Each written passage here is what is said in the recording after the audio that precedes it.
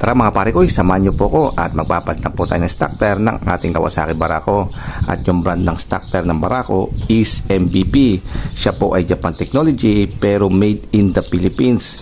Kaya ako po siya papalitan kasi meron na po siyang crack at malambot. Kasi siya po ay 4-ply rating lamang at yung ipapalit natin dito ay doble at 8-ply rating. At kung ito po ay bibili natin sa tindahan, itong MVP, ito po ay nagkakalaga ng 640 pesos. Pero ipapalit po natin dito ay medyo may kamahalan na nagkakahalaga ng 840 pesos. At yung tinutukoy po natin, walang iba kundi itong Power Tires Titans na may model number na T901. So ito po ay banana type na, hindi na po siya bulaklakin kasi yung ating motor ay meron na po siyang sidecar. Kaya ang mas maganda po sa may sidecar ay banana type na siguradong tatagal. Kaya bago po natin siya ikabit sa ating motor, ay review muna po natin kung bakit po siya ganun kamahal. Kasi ito na po yung pinakamahal na gulong na nabili ko na pang tricycle. So sa specification naman, halos pares lamang na 300 by 17 po yung kanyang sukat. At pares lang din po na made in the Philippines. Nakasulat po yan. Kaso ang pagkakaiba lamang, itong power tire ay talaga namang para sa akin ay mukhang makunat na makunat po siya. Matigas siya Di po tulad nitong MVP na malambot. Dahil ang ginamit po na rubber compound dito, I think is hard rubber. Kasi ma-hard siya, matigas. Di po tulad ng MVP na malambot. I think ito soft compound rubber to At yung kanya namang spike ay talaga naman pong ang kapal. Kung susukatin po natin to is nag-average po siya ng almost 1 cm po ang lalim. Nakita nyo?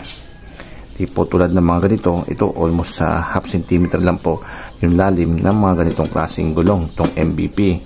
Ito 1 centimeter to. So makapal po talaga siya, parang Leo Bulldog. Po talaga yung naghihiwalay sa dalawa na to, itong si MVP at itong si Power Tires, yung kanilang ply rating. Itong si MVP ay meron lamang na 4-ply rating, samantalang si Power Tires na may 8-ply rating. So doble po yung kanyang ply rating sa MVP. At sigurado po tayo na mataas na pressure ang kaya nito. So kung makikita natin sa kanyang sa maximum pressure niya na 40 PSI cold. Samantalang itong si MVP na 4-ply rating, ito nasa 32 PSI lang po yung pressure nito. At yung maximum load nito ni Power Tires ay kaya niya hanggang 251 kg. Samantalang si MVP, kung hindi po ako nagkakamali, nasa 132 kg lang po yung kaya nito. So yun po ang nagpapamahal sa gulong na to, itong si Power Tires, kasi siya po ay heavy duty. So very good po to sa mga pangkargahan na motor at sa mga talaga namang panghanap buhay. So ayos na po yung review natin mga pare ko, at ikakabit ko na po to dahil baka abutan pa po ko ng dilim.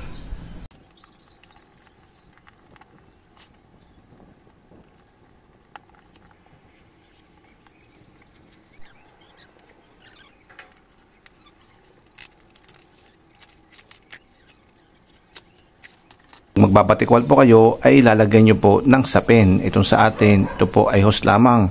So makikita nyo, wala pong katama-tama yung ating rim. So since bago po yung gulong natin, I do recommend kung may budget po kayo ay bago na rin po yung inyong interior. At ito, supplier din po itong ating kakabit. Then syempre, hindi na po natin gagamitin itong lumang pansapin sa rayos. Dahil gumawa na po tayo ng bago. Madali lang po gumawa nyo, makikita nyo, yun lang po yung technique niya. At nalagay po natin sa pinakapansapin ng rayos.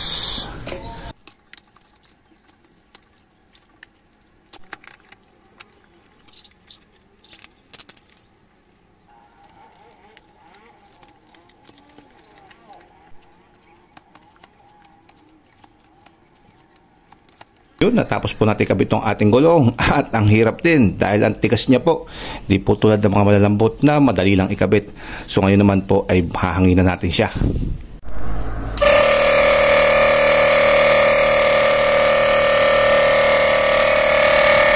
Tinapos na po natin siya hanginan at chinik ko na rin po yung pagkakalapan niya sa rim at pantay na pantay naman po.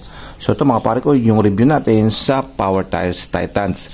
At ang masasabi ko naman po dito ay stink na sulit naman po yung pagkakabili natin sa kanya. At sigurado po tayo na tatagal po to ng mahaba-habang panahon. So hanggang dito lang po yung ating video at maraming salamat po sa panonood. Paalam sa inyo mga pare ko.